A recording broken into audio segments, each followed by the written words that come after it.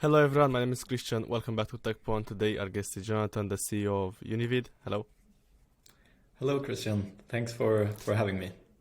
Super happy to have you here. Please tell us what your company does. Yeah, absolutely. So Univid is a webinar platform where you can create more engaging webinars in less than 60 seconds.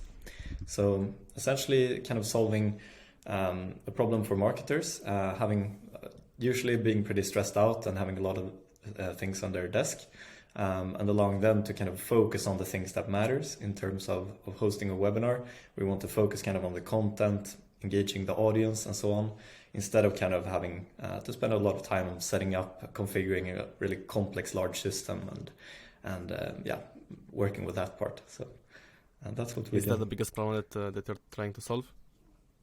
Yeah, exactly. Mm-hmm. What are your top 3 features? So feature-wise, I guess in terms of engagement, we work a lot with live reactions in a pretty fun way. We get kind of nice direct feedback from your audience, not just having to like talk into a black box, not knowing who is there.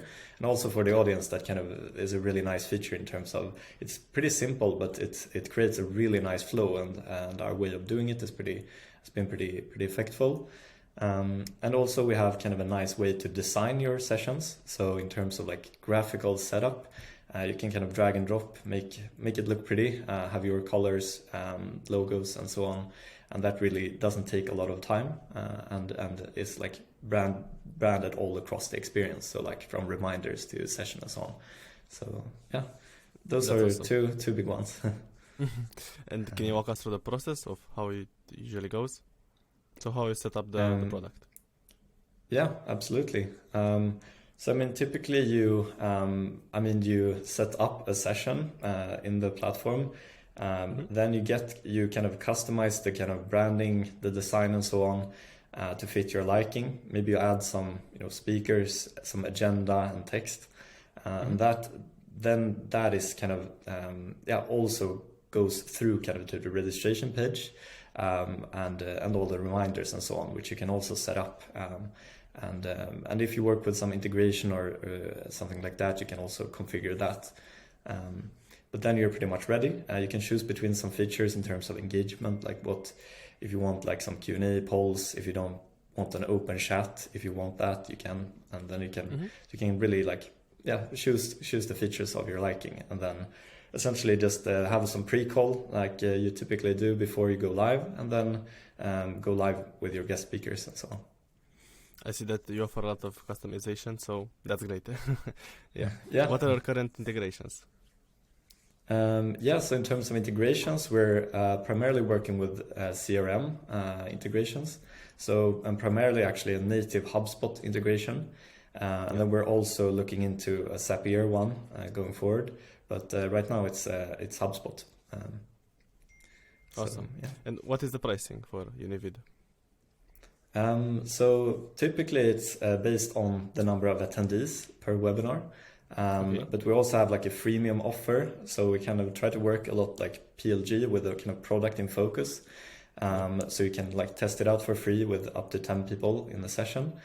And then you can, we start at 250 euros for 300 participants. And then we have some steps up from that. Okay. And I'd love to hear some use cases of your product. Yeah, absolutely. So, I mean, the typical use case is probably like lead generation, somewhere in kind of the sales funnel. So maybe a kind of thought leadership case where you just want to kind of high level educate people. Then you can work with like some typically like call to action buttons, which is like download some ebook. That's maybe your like conversion in that sense. And you really want to just educate and put your brand out there for the right people. But then you also have some use cases further down the funnel where you really want to like book a demo and have that as a like call to action and drive like more direct call to actions. But then we also see like on the customer success side. So this is kind of the first ones are kind of marketing related. Typically, or like a marketing person doing it. But then you also have kind of the customer success side of things, where you typically want to kind of educate your own customers and make onboarding more effective and so on. Mm-hmm. And how competitive is the space that you're operating in? Good question. I would say it's not a blue ocean market for sure. I mean, there are competitors out there. I think for us, it's a lot about how you kind of penetrate that and like push your product out to kind of make people see it. That's been kind of some things we've been working a lot with. Because we're quite confident we have a really easy to use and good product, but it's just like how to get it out to a lot of people. So I think we're working a lot with that and kind of how to position ourselves and make people realize how easy it is. And that's a lot also about like this freemium side of things, that you can actually like go and test it out for yourself. So it shouldn't be behind some barriers. Would you say this was the biggest challenge since starting the company? I mean, probably yes. I mean, I think we've been pretty good on the product side. We've been like super customer oriented from the start, and really like we actually started out kind of in the edtech space, building a product for like live streaming lectures back pre-pandemic, so in 2019. Awesome. And then we kind of got some attention from event firms, production companies and so on when kind of COVID hit. And we realized like, whoa, this has a huge potential in terms of like private companies want to like create more engaging experiences also. And then we worked with some really like big brands early on. And we realized, okay, like big companies want this. So we can really like, this is something we should go in this direction. And then we worked a lot with like the big events, like the big kickoffs and everything you could imagine digitally, like live streaming. And then we took a lot of learnings from that and brought that into kind of the webinar space, where you work more yourself in the system and not just have someone configure it for you. So I think that's a great story. And have you raised any funds? So we raised some funds early last year. So like a pre-seed round, 800k euros. That helped us kind of grow to the next level, bootstrapping from being 2 people. You're only 2 people now, or? No. So now we're exactly. So now we're 5 people full time. So we've expanded the team a lot during last year, and really built kind of a good foundation to grow from. And do you think you have found product market fit? It's a hard question. I think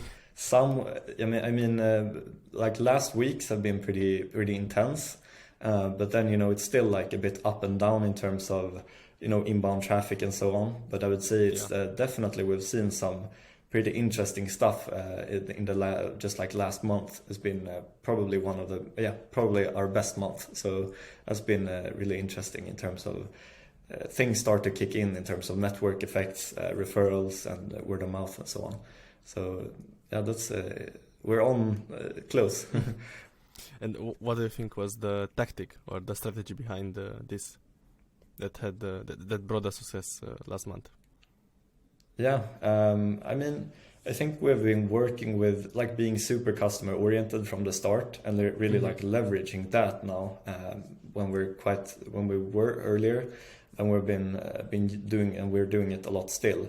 Really like listening a lot to the customers, following up after webinars together with the customers, really developing the product with them. And that's been kind of helping us to kind of get really good referrals. If you host partner webinars, they suggest our product to their partners, and then suddenly that kind of becomes a snowball.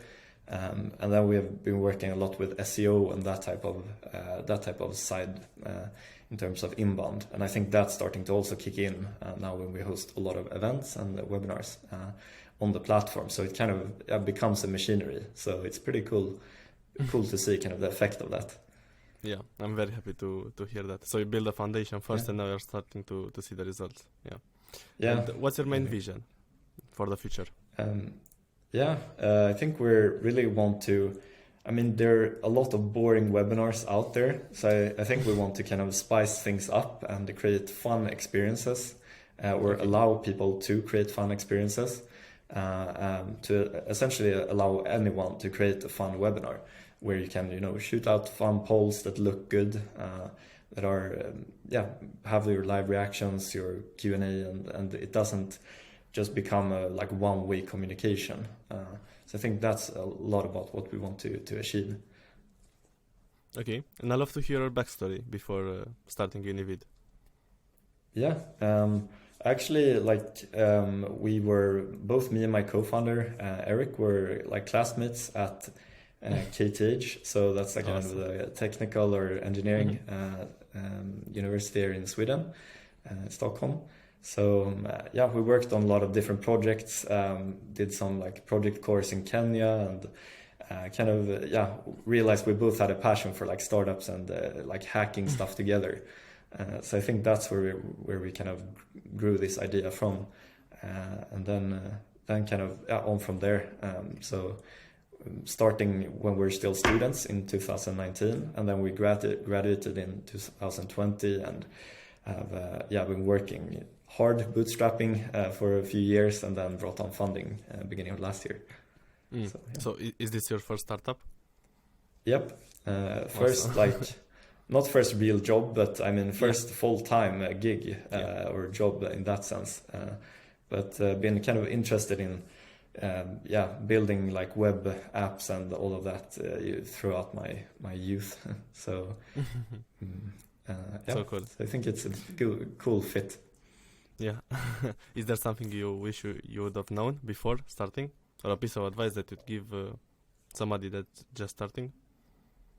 I mean, I think it maybe relates back to kind of this, like growth type of side of things, like really thinking really carefully about your kind of go-to market and like how you will grow stuff, and maybe also start to work on that. Not before you have your product, but maybe even like start to think about it a lot before, and really like push that as much as the product. So you don't end up with because I think we have like the engineering background in some sense, and came out of like the incubator at our technical university, and really had we built a great product, but we thought too little about the growth. So I think that's been kind of that's been something we've been working a lot with since, and I think that's something you should start to think about really early on. Awesome. What's your favorite software apart from Univid? A software that you'd recommend to other people and you use daily? Maybe it relates back to kind of this SEO strategy that we've been having quite a bit, and I've been working a lot with weekends and evenings and so on. So SEMrush has been really helpful, and something I actually use daily. So that's, I think, a good review, or a good sign that it's something you value. Yeah, it's a great tool. Is there anything else that you want to tell us today on the podcast? No, I don't think I have anything more. It's been a pleasure to kind of join, and it's cool initiative hosting this podcast. So feel inspired to do them. Maybe start something like that myself, or I think it's a really cool thing. If you need any tips, let me know. Yeah. Thank you so much for joining. Absolutely. And thank you for the presentation. Yeah. Yeah, thank you so much.